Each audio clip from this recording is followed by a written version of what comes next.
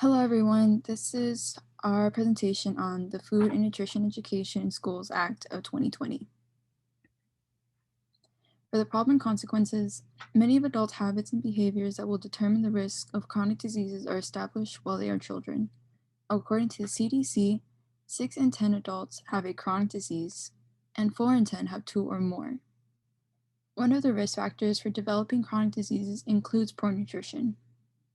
When comparing lower income and higher incomes, HFI, Healthy Food Index, higher income communities had a significantly higher score.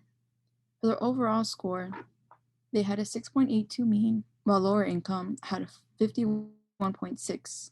For the vegetable score, they also scored higher with a 3.6, while the lower income had a 2.3. The dairy score as well, they had a 5.6, while the lower income had a 5.0. And lower income communities also tend to have higher proportion of frozen foods as well. For the policy solution, the Food and Nutrition Education Act is a federal act that would provide information related to healthier foods and how to continue these eating behaviors for all levels of socioeconomic backgrounds. S 3293 is a comprehensive policy as it is a federal act and was a continuation of the Food and Nutrition Act of 2016. In February 2020, Mr. Booker and Mr. Cornyn introduced the bill to Congress. However, this legislation did not pass by the end of Congress and the bill died there. If S 3293 would have passed, then it would have been brought to the Senate, which was the House of Origin, then had gone to the Assembly, which was the other house, where a process is repeated, and passed in Committee of Agriculture, Nutrition, and Forestry. The policy landscape is that prior to S 3293, the Act established the School Breakfast Program, SBP. The SBP is a federally assisted meal program that allows students to eat healthy at a low cost or free to children in public or nonprofit private schools and child care institutions. The Child Nutrition Act of 1996 argued how good nutrition is essential to good learning. The Improving Child Nutrition and Education Act of 2016 was passed, but a lot of people were opposed to it because of reduced access to school meals instead of making an investment to ensure every child in America has access to healthy meals at school. S 3293 was opposed with arguments that it is too expensive to grant schools with no less than 40% of students who qualify for free or reduced meals in high need schools, and for communities that have high rates of childhood obesity or other diet related diseases.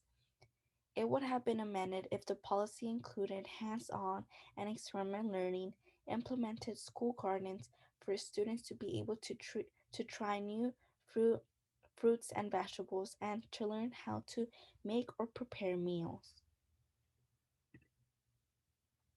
Okay, so next I'll be discussing the logic model. So components of the logic model are firstly inputs, which is the funding and training of staff, meeting space, workshops, and having qualified full-time food and nutrition educators. Second is activities, which is promoting, advocating for the policy, conducting workshops for qualified nutritionists on how to give classes on educating low-income and middle-class students. Third is the output, so classes about nutrition to students. Fourth is outcomes, knowledge on healthy eating and appropriate physical activities to help reduce inactivity among students, which is short term, and eating disorders as well as changing eating behaviors, which is intermediate. And lastly is impacts, which would decrease the risk of adolescent obesity and related illnesses. So the evaluation question is, did the S 3293 increase knowledge on healthy eating and appropriate physical activities that can help reduce obesity, which is a short-term outcome? Did the S 3293 decrease the risk of eating disorders and change eating behaviors among adolescents, which is an intermediate outcome? And then did the S 3293 decrease the risk of adolescent obesity and related illnesses, which is a long term outcome? Okay, so next is the evaluation design. So we chose a group comparison pre-post design. So this policy was implemented in schools in neighborhoods with high rates of childhood diet-related illnesses and those in which 40% of students qualify for free or reduced prices meals. Because of this, our evaluation question is whether the socioeconomic background of the student determines the consistency of practicing and maintaining health food behaviors taught to them by the nutritionist through the classes. So for this, we need two data groups. The first group will consist of students who come from low income families, and the second group will consist of students who attend the same school but come from families that are considered middle class and who do not qualify for the free or reduced lunch. So we will collect data through surveys before and after the classes about what kind of food students have access to.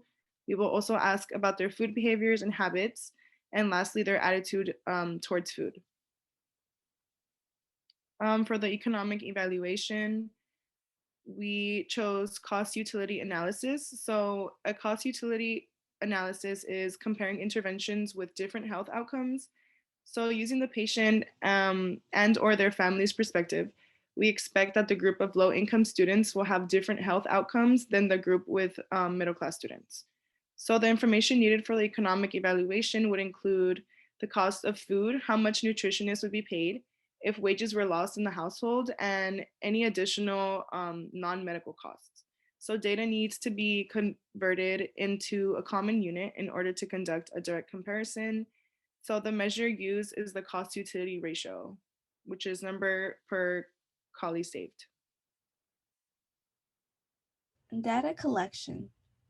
For food behavior rates, data will be collected from two groups of students. One group of students who come from low income families and the other one from middle class families. Data collected will be through surveys to see how students eat at school and at home and who receives free and reduced lunch. The time frame will be 1 year before and after the policy is established from January 2019 to February 2021 to determine any changes in food behavior. Every month, data will be collected throughout those 3 years.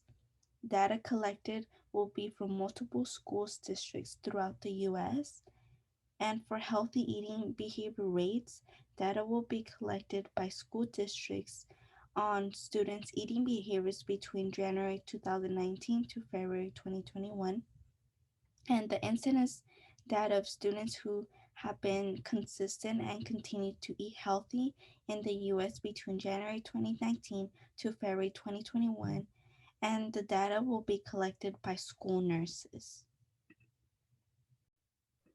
As for the evaluation challenges, some of them were finding a school that allows us to study their low income and middle class students. To enter a school with students under age requires background checks and supervision, so it would be a confounding factor. We would have to find a community where we can find these two specific groups and not only examine low income students that receive free reduced lunch. Another challenge is having a lack of information and time to gather all the data, as we need to find the two groups coming from a low income family and middle class. It would be time consuming to separate all the students and distinguish who is in what group. Another challenge would be unable to distinguish if food insecurity is a result of the funding of a school and having unhealthy foods, or if it's due to families not being able to provide for foods.